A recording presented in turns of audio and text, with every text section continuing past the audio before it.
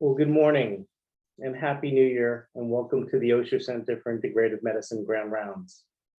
My name is Peter Wayne, and I serve as the director for the Osher Center.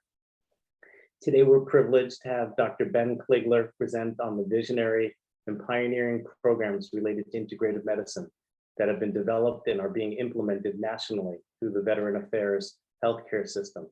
But before introducing Dr. Kligler, a few practical matters. First, if you wish to request CME credits, please be on the lookout for a note in the chat room from Esme Goldfinger, and it will give you detailed instructions on how to obtain those.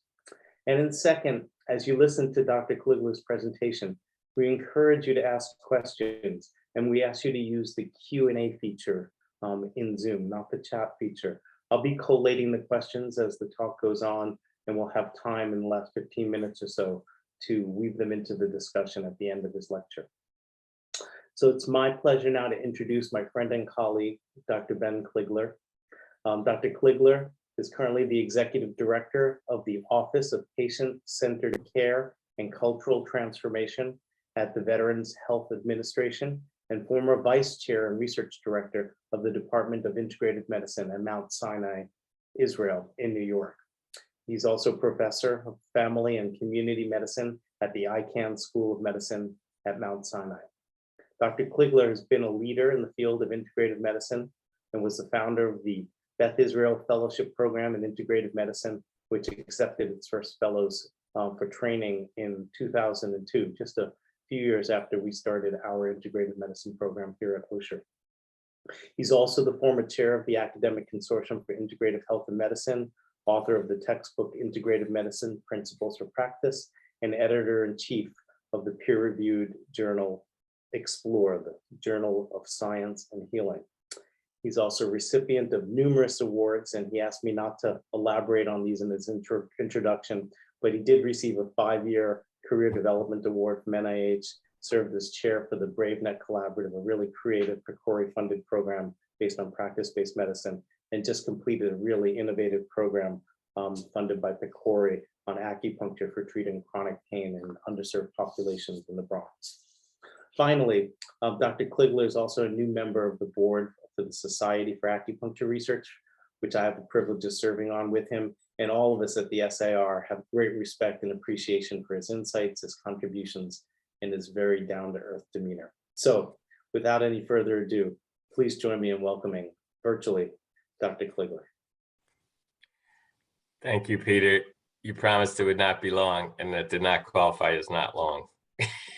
But I will. I forgive you. Let me just share my screen. Let's see. Okay, is that working? You guys see my screen? Perfect. Okay, great. Okay, well, thank you for having me, Peter. Really appreciate it. And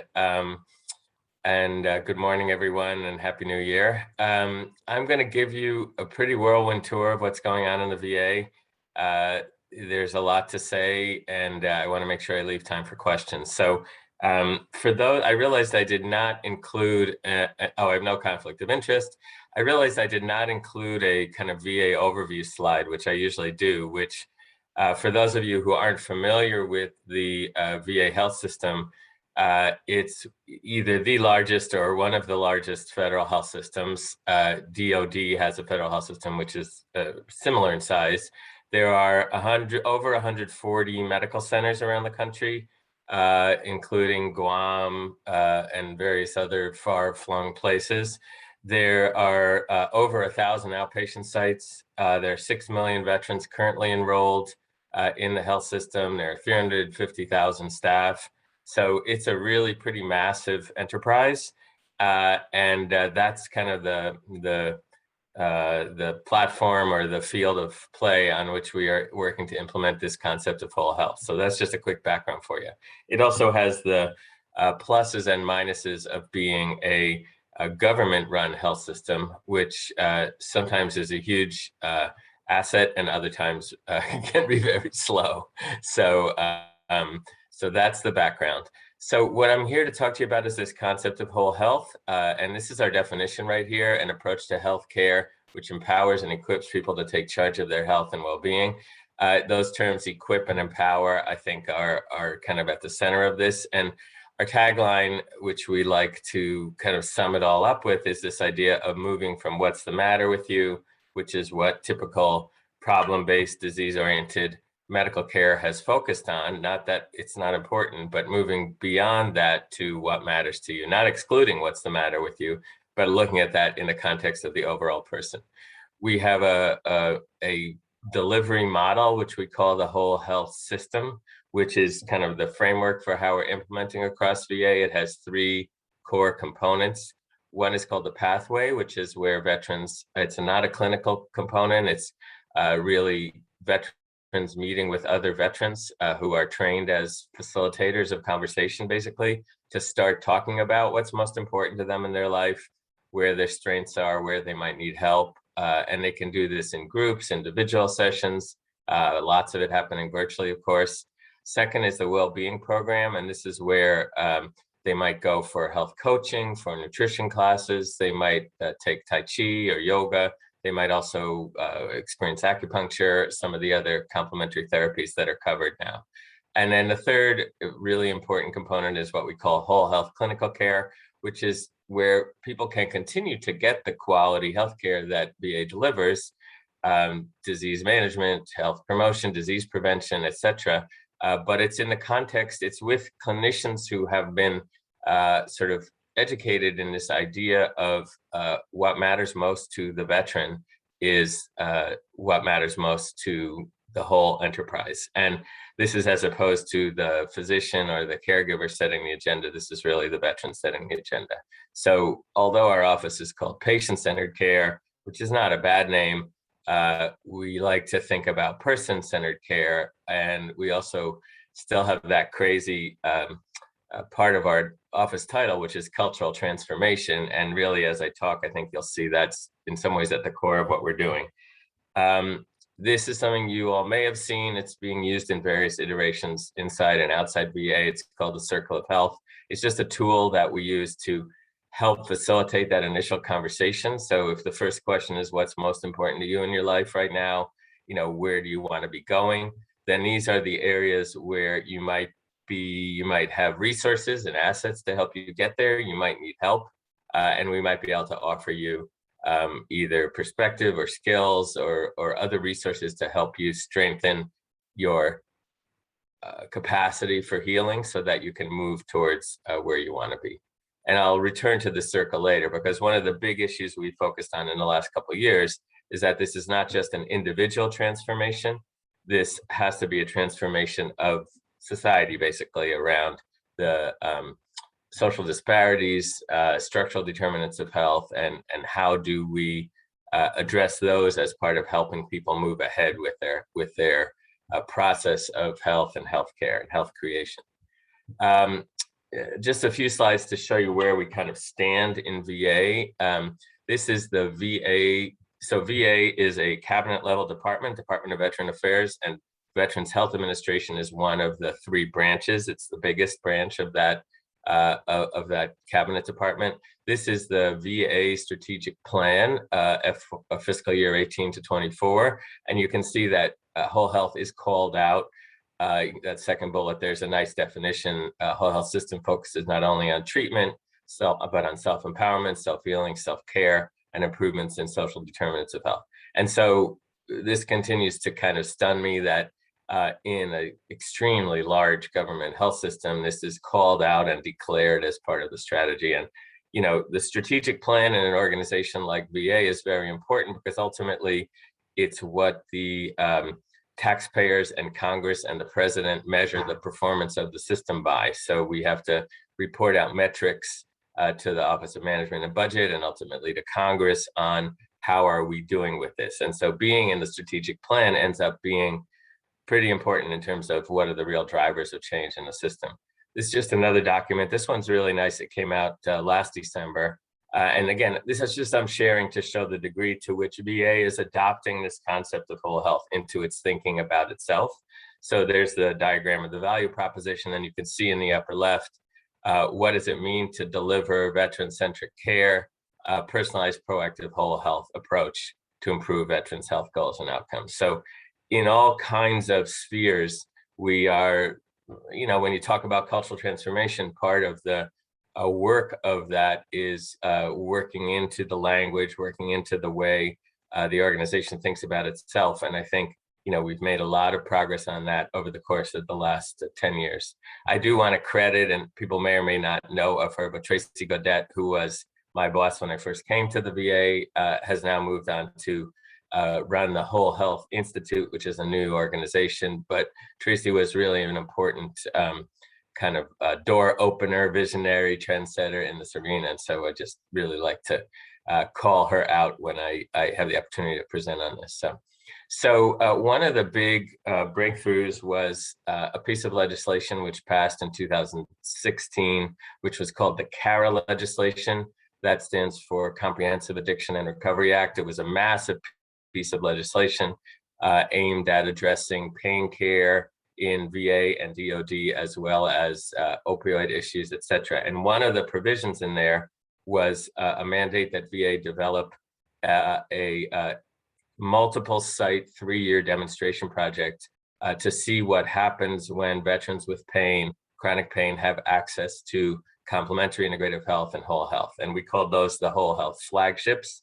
It ended up being an 18-site demonstration project distributed around the country. Actually, the Boston VA is one of our flagship sites, and I'm sure some of you are engaged with Boston VA. So that 3-year project launched in 2017 and completed the kind of initial 3-year phase in 2020. This is a report. One of the mandates in the law was that we had to report to Congress on outcomes and challenges in implementation, as well as facilitators, and then what kind of impact did we have. So I'm going to share a few things from that. This is a preliminary evaluation that we presented to Congress now over a year ago now as part of the mandate in the law. We're now sort of in the process of working through the 3-year data. This data is based on the first 20 months, give or take, of the experiment. So, and it does need to be said too, and I don't know if any of you know any of these folks, but Barbara Bocour is an excellent health services researcher in the VA system, who's really led this effort for us. So this is just to share with you kind of what's the framework for this evaluation. So basically what we did is we compared people in this, so everybody in this cohort had to have chronic pain diagnosis, and we compared people in the cohort who did not use any whole health to people who used 2 or more of the whole health services to people who used 8 or more.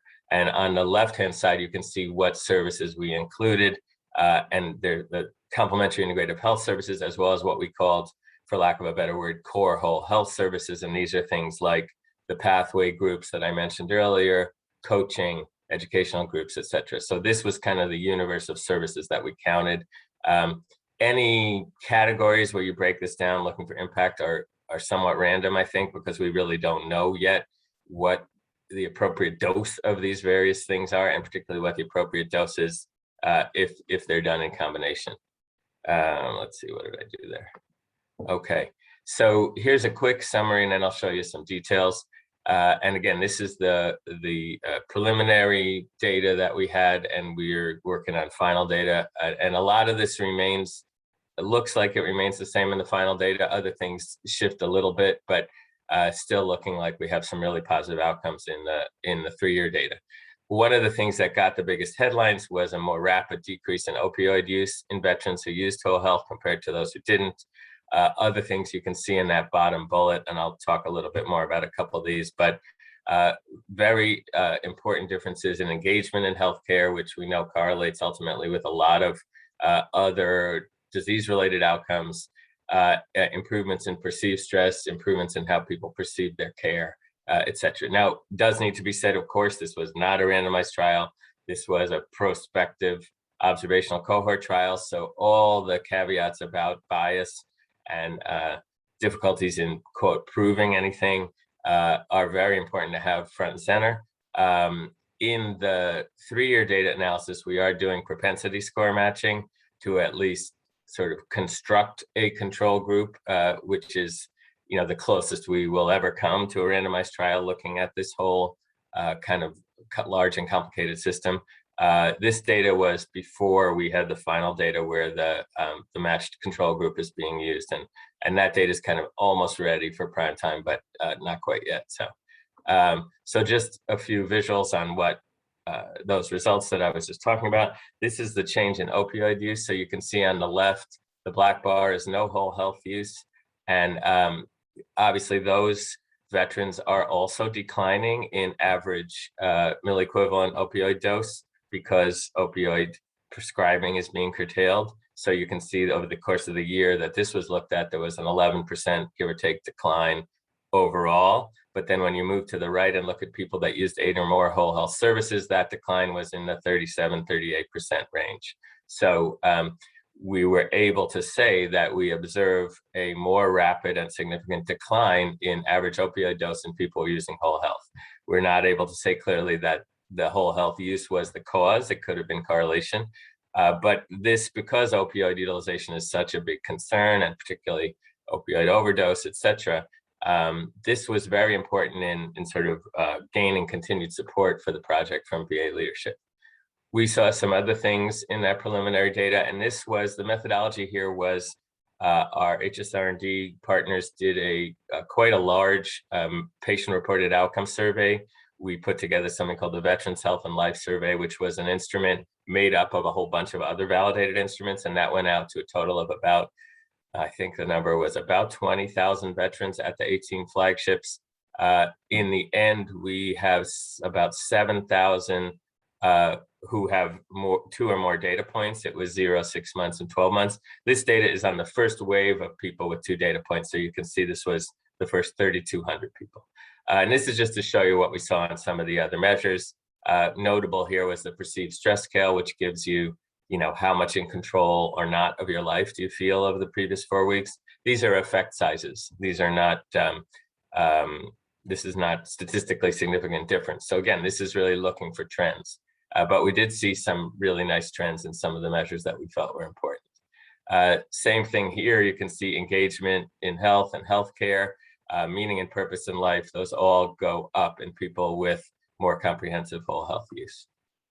I know I'm rocketing through those results. If you're interested in sort of getting into the details of it, you can go on our website. So our website, which is va.gov/whole health, and there's a page, you go to the part that says for professionals, and then there's a page that says evidence-based research. And on that page is lots of amazing stuff that our research partners have been producing and publishing, but also the white paper, which summarizes the data that I've just presented to you, which is what we shared with Congress a year and a bit ago now.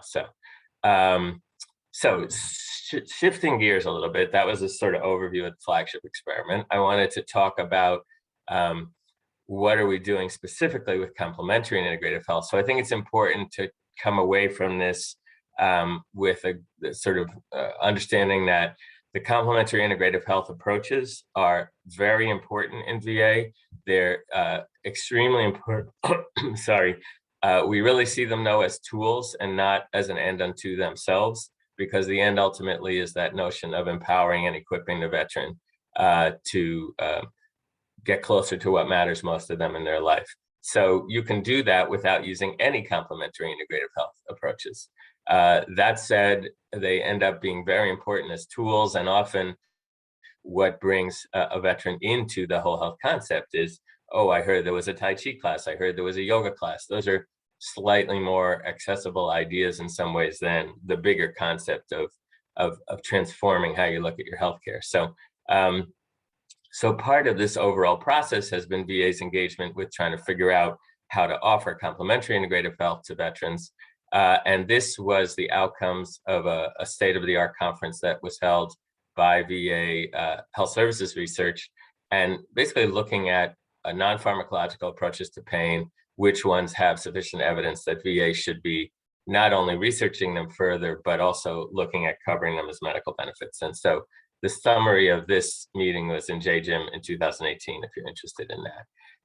And what came out of that, although that was just one factor, this had actually been in development for a number of years prior, was a policy directive in VA, which was put into place in May of 2017, which basically mandated that VA medical centers offer, as part of standard medical benefits, a list of complementary therapies that was deemed evidence-based. And the standard in the policy for evidence is fairly flexible, one could say, or forgiving.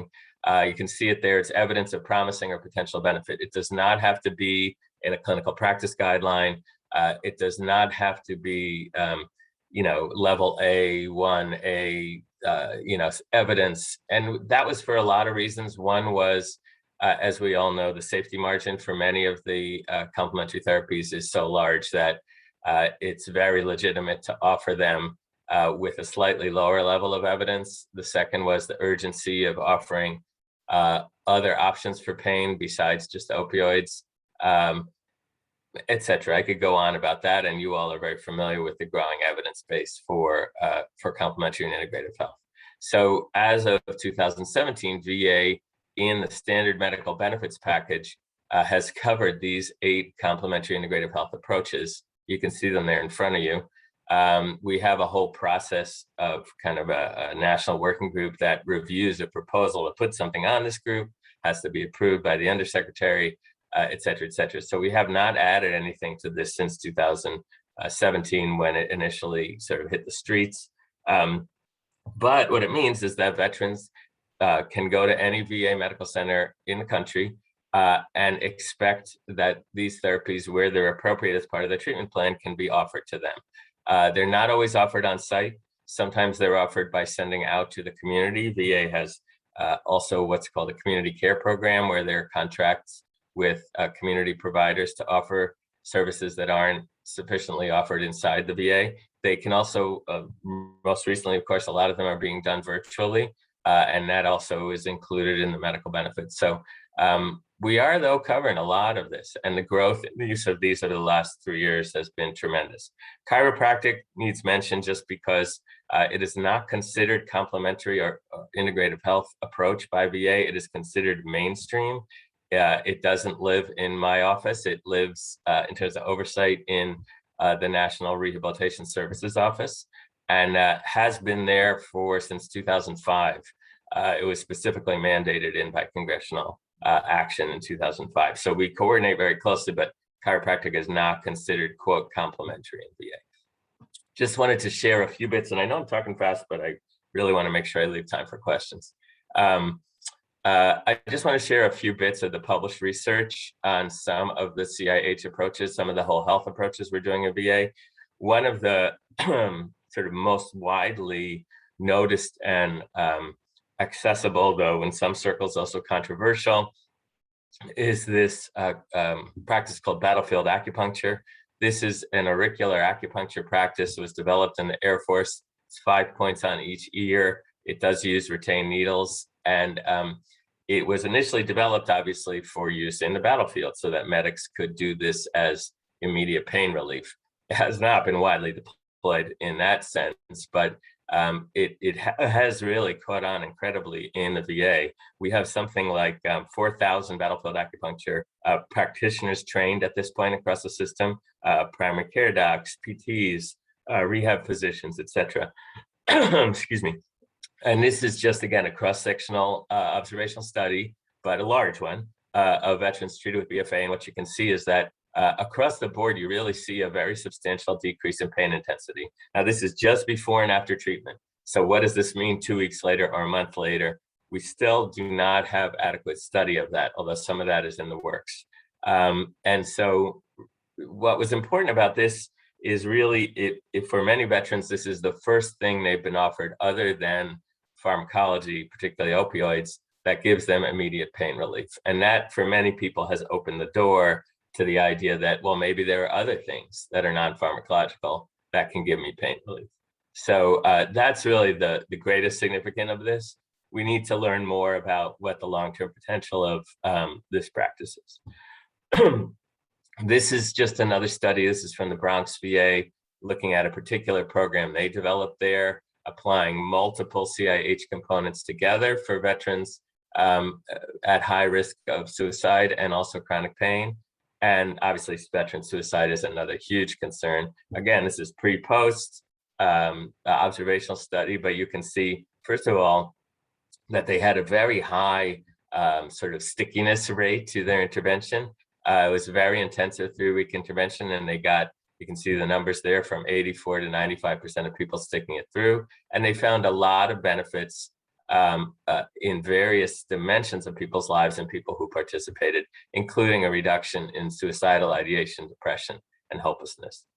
So just another study, and there's more and more being published on this. This is a tiny study, but I think important because it's one of the first ones to look at the pathway groups, which are the veteran-led groups that I described for you, where it's really a person-to-person kind of interaction, non-clinical, and we've been wanting to be able to say, does this intervention in and of itself offer benefit to veterans? And again, a tiny study, not controlled, but we do see some interesting changes in veterans who participate in the program. And what I will say, because I'm not sharing this, is when you look at the qualitative, we've done qualitative analyses of most of these programs.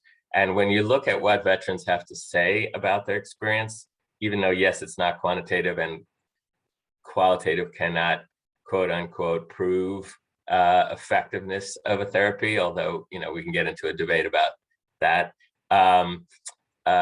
It's amazing what veterans have to say about it. So, you know, lots published on that now if you're interested. And again, you can sort of look at that library of published articles on our website. This is a very large study that deserves specific mention.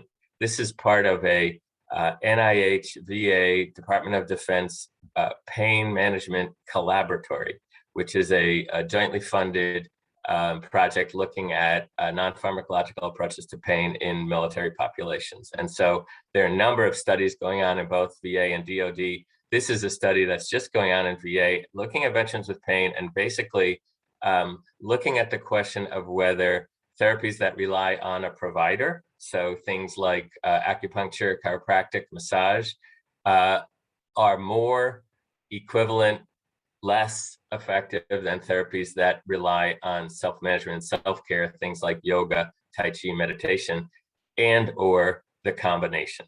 So, you know, clearly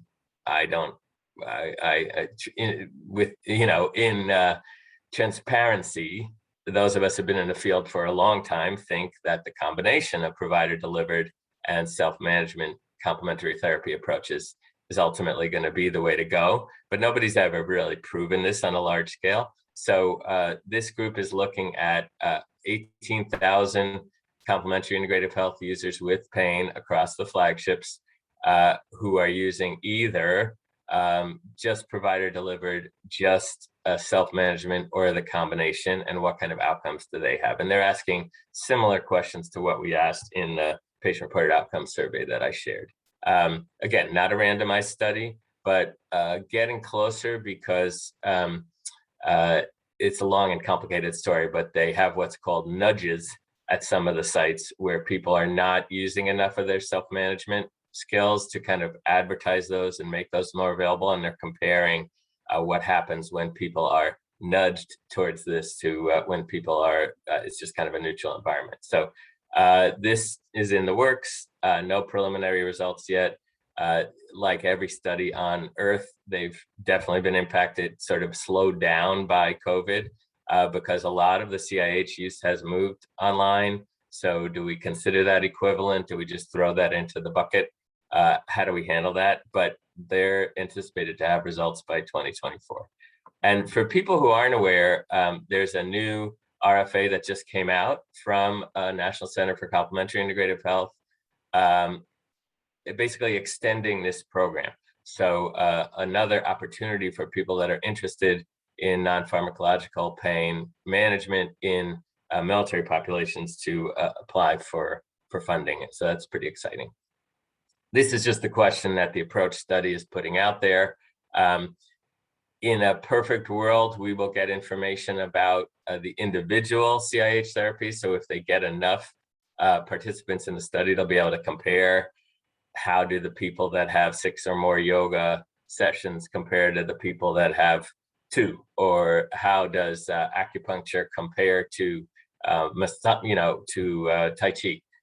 Unlikely that we'll get definitive answers to those. More likely we'll get more kind of interesting ideas to be tested in future studies.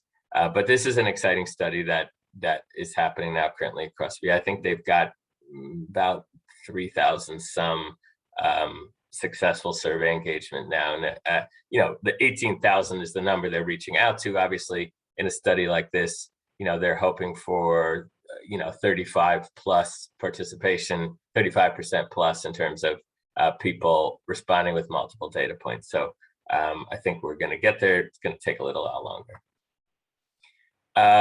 So I just, again, want to shift away from the research to another aspect of this that's important. And this is that third circle where I talk about whole health clinical care.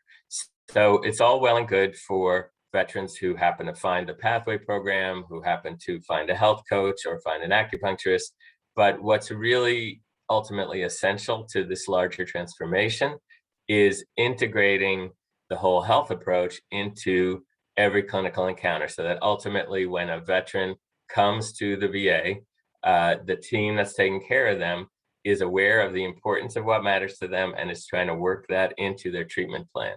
And just to give a little more sort of clarity to what I mean by that, we use this very simple and basic kind of distinction, but let's say I'm seeing my endocrinologist and my diabetes control is not very good. And my endocrinologist says to me, your hemoglobin A1C is 9.2. Really, that's not where you want to be. You have to take your medication. I'm going to prescribe a slight increase in your medication. I'll see you back in 3 months. As opposed to, nice to see you again. Last time you saw your primary care doc, they documented in the chart that you're really focused on and interested in next summer, your granddaughter's wedding. I want to really help you get there. Right now, your diabetes measures are too high. Your hemoglobin A1C is too high. I think you have a much greater chance ultimately of being able to participate in that wedding and dance with your granddaughter if you really can start thinking about your medications and how to be more faithful with them, etc. Doesn't really take much longer to say that. But that's the idea, that ultimately you're going to what matters most to people as a way to engage them in their treatment. So we have a large project now to integrate the whole health approach into primary care and mental health across the whole system over the course of the next 3 years. This year, it's just at the flagships. Obviously, COVID is a huge challenge with this, as it is with everything. Lots of VA staff have had to drop sort of some of their areas of growth to just be able to deliver vaccinations, to deliver good COVID care, et cetera. But we're moving forward, I think, very successfully with this, and we'll see more and more. This is a huge undertaking because now we're kind of leaving the world of whole health, as in whole health services, and engaging with really the whole system. So many primary care and mental health practitioners are absolutely ready for this, and many of them are already doing it before we even showed up on the scene. But many are very much rooted in the problem-based kind of disease-oriented care model that, particularly for physicians, we get kind of very heavily indoctrinated with during medical school and residency. So this is where we've broken it down to, what does it mean for a primary care provider or a mental health provider to, quote, do whole health? It really means engaging with these two questions in their encounters with the patient. And so we're working on all kinds of things to try to make this easier. For example, it doesn't have to be the primary care physician or the nurse practitioner. It could be somebody else on the team. VA has a medical home model. We're trying to work it so that these answers to these questions have a very highly visible and accessible place in the chart. So a practitioner like that endocrinologist I just mentioned could potentially just pick it up where the primary care doc left off. So, this is a long journey. This part of it is kind of where the cultural transformation really comes in, and where you might consider it a 5 to 10 year journey. So another way of looking at that is that we offer lots of services in VA, and many of these services from the whole health side are in place. So acupuncture, there are hundreds of thousands of acupuncture visits happening. But really more to the point is that whole health is becoming a core value of the VA health system. So it's not something you're going to have to go to one particular place to get, but something that should be available to you everywhere. And in that sense, it's very much like access to healthcare, quality healthcare, equitable healthcare, et cetera, which are core VA values. So this is the longer term kind of cultural transformation that we're engaged in. So then comes the challenge of how do you measure if you're being effective with this cultural transformation? If what you're really after is people being more successful in getting to what matters to them, how are you going to measure that? We don't routinely measure that in healthcare. So this is just, I know people are familiar with this data. People with lower purpose in life have 2.5 times the risk of early mortality as people with higher purpose. So, what single factor is more important in determining ultimately early mortality than sense of purpose? But do healthcare systems really see themselves as needing to address sense of purpose? Not for the most part. Do they measure it? Definitely not. So, the question is, how do we measure? So we're working on another sort of aspect of transformation, which is getting the system to routinely measure what we're using the term well-being, which is a big term and another whole talk into itself, which maybe we can do someday, Peter, because I think that concept of what is well-being, how do you define it, and how to measure it is a really important and current and pressing concept in integrative health. But anyway, we're going with this one approach, which is a very brief, we call it the WellBeing Sign, as in a vital sign, etc. We ask the veteran what's the most important things they'd like to be doing in their life, having a job, family, leisure time, managing health, etc., and tell us over the preceding 3 months what percentage of time they felt satisfied, involved, and functioning well. And so this is now in the EHR. It's being piloted in a number of medical centers as part of routine care. People aren't going to be asked this at every visit. We have a dream of people being asked this quarterly. Even if they can just get asked annually, I think that would be a step forward. So ultimately, not only does this engage the clinician and the team and the veteran in talking about well-being and what's important to them, but ultimately it gives us a measure that we can track. So we can track both by what proportion of veterans at a given medical center have a well-being sign on the chart, knowing that at least it's popping up in the conversation. And then ultimately over time, we may be able to track how is this impacted by people's access to whole health services. This tool has been validated in veteran population. It's been tested in response to a whole health intervention, and it does move. It correlates with certain other measures of well-being, like Cantrell's ladder. People know what that is, and but it also has unique properties. So really excited about this. We've had a lot of great conversation and meetings with researchers and VA about implementing this more widely. So I think almost the last subject I want to talk about, and then we'll have time for questions, is what I referred to in the beginning as the need to integrate the conversation about health equity, health disparities, structural determinants of health into the concept of whole health. So I think originally whole health was conceived as a little bit more of a sort of personal transformation supported by everything around the person, but really this is something that happens from inside out with growing awareness of what's important to you and then growing skills. And I think that's still absolutely true. But I think until the last 2 or 3 years, we didn't focus enough on the fact that you can't do that if you are being stopped by some of the structural determinants of health. If you are unhoused, if you are unable to move forward in your job because of racism, if you are being persecuted because of gender identity, whatever it might be, you can talk all you want about what's important to you, but you need help addressing these things. So the idea is that when we approach a veteran, the first thing about this is to get people into a conversation. So when we approach the veteran to talk about whole health now, we're also really opening up the conversation about, are there some of these external conditions or structural determinants that are really getting in your way? And if so, what can we do about them? Obviously, we can't make racism go away, but VA is really fortunate in that we have a lot of programs that extend beyond the healthcare sector. So there are education support programs, there are housing programs, there are employment programs. So we really have the opportunity to engage around some of these obstacles if we can get the conversation going. And we really see whole health as one of the important ways to get that conversation going. Sorry, getting my wrong arrows here. So I think just to take this a little bit further, and I think this is kind of what we're all wrestling with as healthcare participants, you can't abandon either this concept of personal transformation or the concept of transformation of society. And there's a really excellent model out there for how these things can be integrated.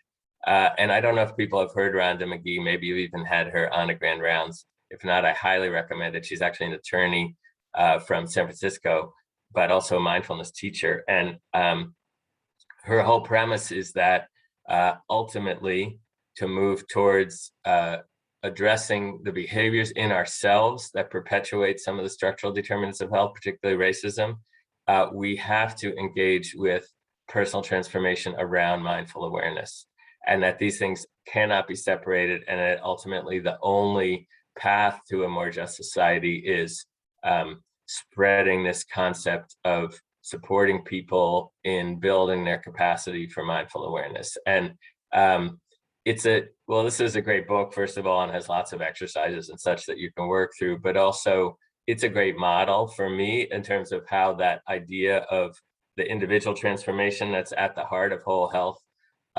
really is not separate from the idea of a larger transformation that our society needs to make. So it's an interesting thought. And I think if more of us in integrative health engage with that, we'll be more successful in kind of closing the gap that we've been guilty of in terms of really thinking about how to make this an approach that transforms some of the problematic parts of our society. So just to share this, I know it sounds corny, but I use this a lot in the VA. A lot of people have started using, I don't even know where this picture came from to begin with, but sometimes you're down in that dip over that first hill and you don't even know if you're going in the right direction anymore. And yes, the mountains are far away, but at the same time, if you just keep going, you're going to get there. And one thing that's really exciting about this for us is, we've now got just under 8% of veterans in the health system engaged in using some kind of whole health, which doesn't sound huge, but that's over 500,000 people. So, we've now got, in addition to the staff and kind of the faculty and everybody that's pushing this forward, we've now got 500,000 veterans on this road with us, which makes me feel pretty confident that this is going to continue, because ultimately that's what determines where VA goes, is this idea of, what's most important to the veterans. So I'll stop there, and I hope people have questions, and I hope that I didn't talk too fast. Thank you. Well, Ben, thank you so much for what a remarkable presentation. Maybe you can unshare your screen and then we can see your lovely face a little better. Yep. Good. Well, there's a lot of questions, and I'm going to try to curate these into a couple themes. But one I want to ask you, which I think is tricky, I don't know if there's any one answer, but I'm going to come at it from the research perspective. There's a lot of researchers in our community. And one of the wonderful things about what you presented and the whole approach to generating evidence in the VA is this pragmatic approach.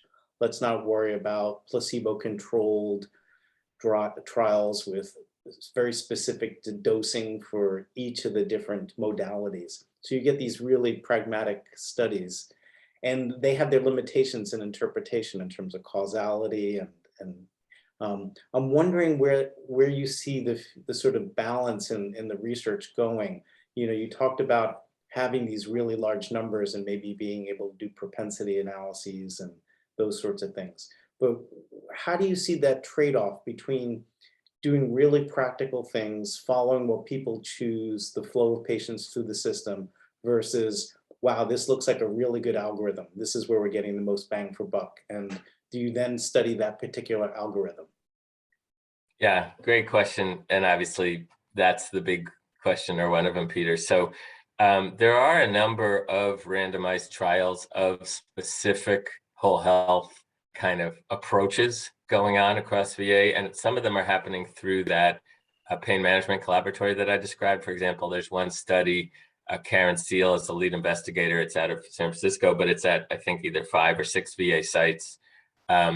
Looking at, it's for veterans with pain, and it's comparing kind of an intensive primary care approach, which includes some CBT, to a kind of quote unquote whole health for pain approach, which includes health coaching and more kind of vigorous incorporation of these whole health principles and some of the CIH approaches. So that study's gonna, for example, in a randomized fashion, look at the whole health package.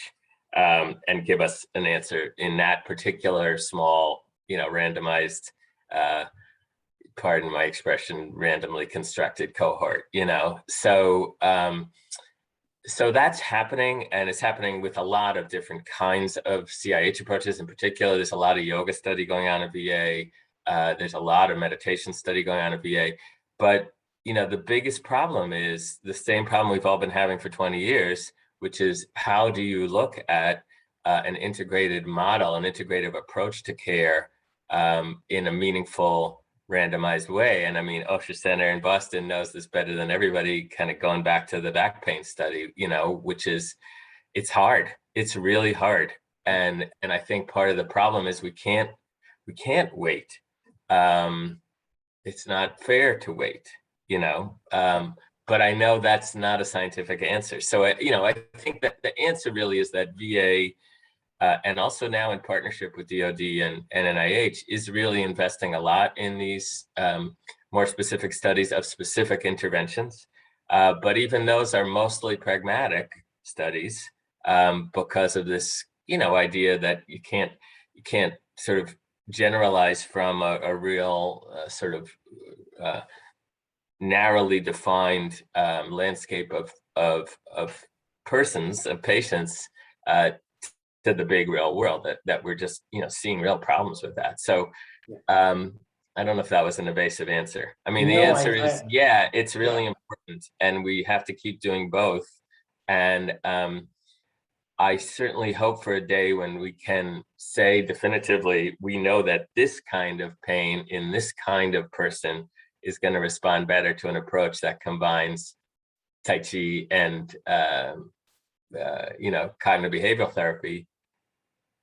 I hope we know that one day. On average for that person. Yeah.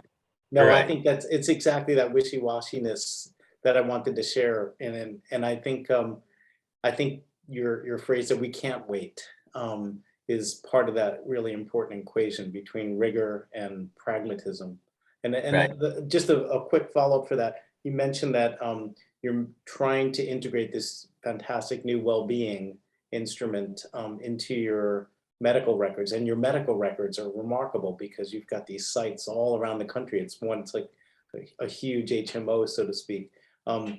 Do primary care physicians, are there other ways of putting into the observational records uses of integrative therapies, which allow for well, yeah. So kind of one of the research? things that we've had great progress in is actually the ability to track the use of complementary and whole health approaches. So because there aren't CPT codes for everything, which is what most health systems use, VA fortunately has 2 other systems that they've had for quite a while, which we've been able to kind of integrate with. One which is called Char4s, which basically labels the kind of clinic that you're in. So we have those set up for clinics where they're doing acupuncture, clinics where they're doing, well, acupuncture is easy because of CPTs, but let's say yoga classes, which would normally get documented in the record because there's no CPT, but we have Chart4 codes. And we also have this thing called health factors, which is it's basically a checkbox inside the note that the practitioner can use to document what was done. That ultimately goes into, there's this thing called the corporate data warehouse, which I love the name, where you can then pull out a group that has utilized X, Y, and Z and look at the outcomes. So tracking utilization which we didn't really have down, let's say 4 or 5 years ago. We've really got that down in an excellent way now, I think. And the problem now is tracking outcomes, because most of the outcomes are disease-oriented outcomes. And so we're really pushing the system now to try to routinely capture more whole person outcomes. And the good news is that because it's in the strategic plan, the system actually, whether they realize it or not, they have already committed to that. Because the way the government works, you can't have something in your strategic plan and then just say, sorry, it's not measurable. So we have to build out a better, more rigorous system for measuring ultimately well-being and some of these other things that we're interested in, because we've already committed to doing it as a health system.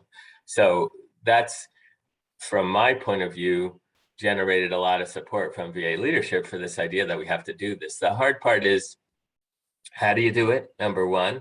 And then attributing changes in that to specific interventions, I think, is really hard. Because let's say we have a given facility, everybody's really on board with measuring well-being scores, and we see an increase in well-being scores, even let's say in the population using whole health.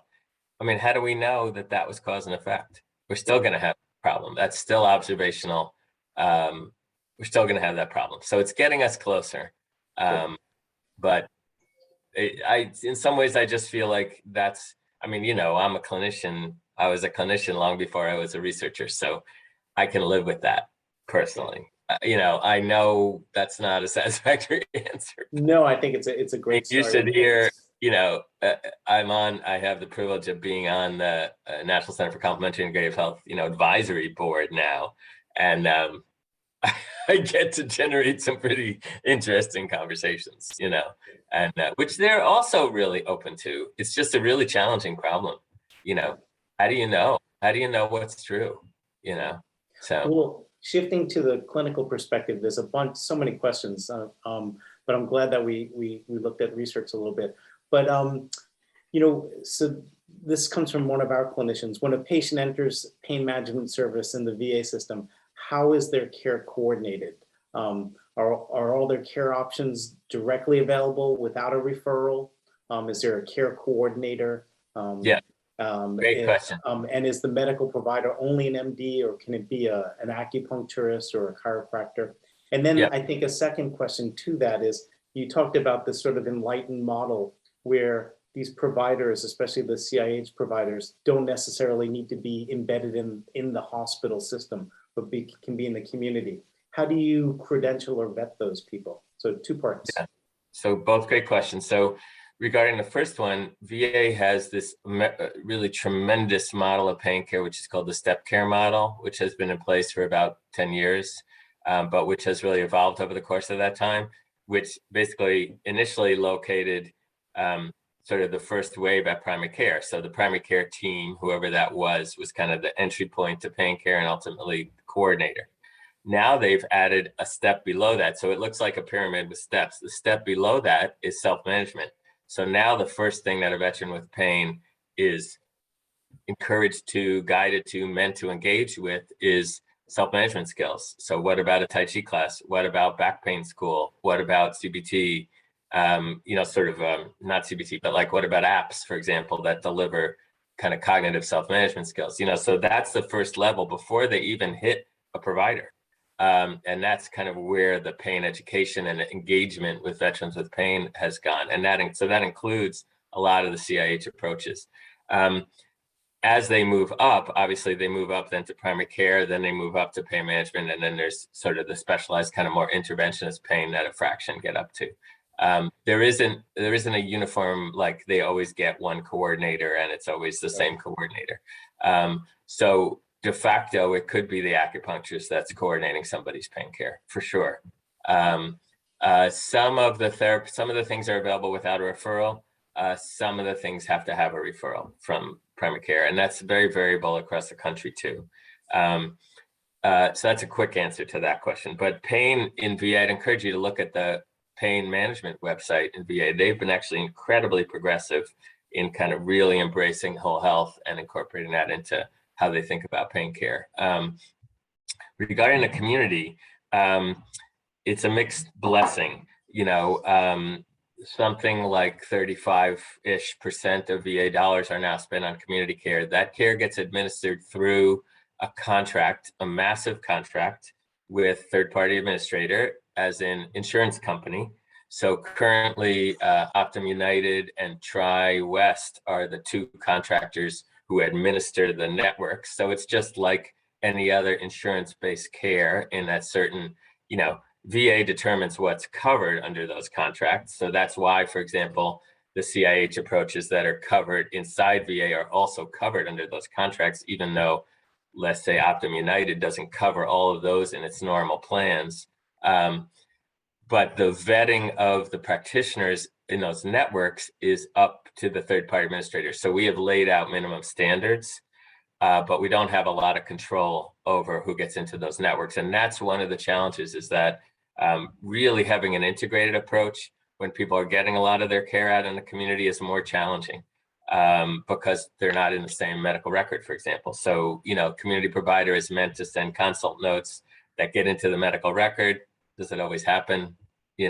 So that part is challenging. It's great because it improves access for veterans, and it's challenging in terms of offering really the more integrated care that we're looking to. Great. Can you answer a question in 30 seconds, and then I can do my exit comment? Yep. Where does things like nutrition fit in? And are there any models of teaching kitchens? The VA. Sorry, I didn't mention that. VA has a really fabulously developed nutrition program. It's run by, it's called Nutrition Food Services, and it's separate, just like chiropractic. It's separate from us, but closely coordinated. And VA has this amazing program of healthy teaching kitchens, which I don't know what the number is. I don't know, over 100 around the country, where nutritionists have classes. They're amazing classes. They get great uptake from veterans. Some of them are even mobile, so they can go places. And that's been in place for a long time. And that's definitely something that we use as part of the whole health system. And the whole nutrition component of the whole health system has been built together with the nutrition folks in VA. So I didn't give that adequate showing, but that's very important. Super. Well, there's so many other questions and many comments. Just hi, Ben, from lots of your friends and fans, and gratitude for what you're doing and for your presentation today. So I'm sure I'm not alone in saying thank you for taking this time and doing this great presentation, but more importantly, just all the work you're doing out there on the front line for the veterans and just for moving healthcare to a very different place. So thanks for your work. A couple quick announcements just to close the session. I hope that our audience here and others will join us for the next 2 grand rounds. Michael Spurtis from the Marino Center for Integrative Medicine is going to be presenting an interesting case around this kind of whole health perspective. It's called Quieting the Mind, and it's talking about integrative medicine within the primary care setting. And then on March 1st, Michael Ferguson from the Center for Brain Circuit Therapeutics at Brigham Women's Hospital will be presenting a really provocative and fascinating talk called Clinical Neurospirituality, looking at what your brain looks like in spiritual states. I also want to remind this audience that our pilot research grant program, which we're giving away $100,000 this year in small grants, remains open to receiving letters of intent, and they're due on January 15th. You can learn more about these programs, view archived grand rounds, and even make a philanthropic donation to support our Osher Center at our website, oshercenter.org. So happy New Year's to all of you again, and thank you for joining us today.